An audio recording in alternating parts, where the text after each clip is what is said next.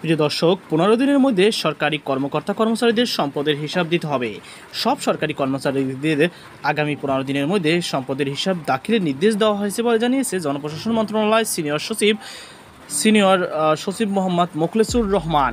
সোমবার 2 সেপ্টেম্বর দুপুরে এক সাংবাদিকদের তিনি একথা বলেন। জনপ্রশাসন সচিব বলেন, চাকরিজীবীদের সম্পদের হিসাব দাখিলে নির্ধারিত ফর্ম তৈরি করা হবে। আগামী 15 দিনের মধ্যে ওই ফর্ম ও প্রক্রিয়া চূড়ান্ত হবে। এ বিষয়ে দুদকের সচিবকে প্রদান করে একটি কমিটি করা হয়েছে বলে উল্লেখ করেছেন তিনি। এ সময় এক প্রশ্নের জবাবে তিনি বলেন, সরকারি বেতন পান এমন প্রত্যেক এই হিসাব দিতে হবে, না দিলে আইনগত শাস্তির ব্যবস্থা করা হবে বলে জানান তিনি। এর আগে গতকাল রোববার জনপ্রশাসন মন্ত্রণালয়ে এক সংবাদ বিজ্ঞপ্তির মাধ্যমে সকল সরকারি কর্মচারীদের সম্পদ বিবরণ দাখিল করতে নির্দেশ দেওয়া হয়েছে।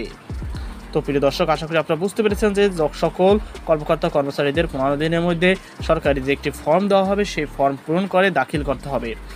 তো এই ছিল আমাদের সর্বশেষ আপডেট। সকল বাধা আজকে পর্যন্ত। আল্লাহ হাফেজ।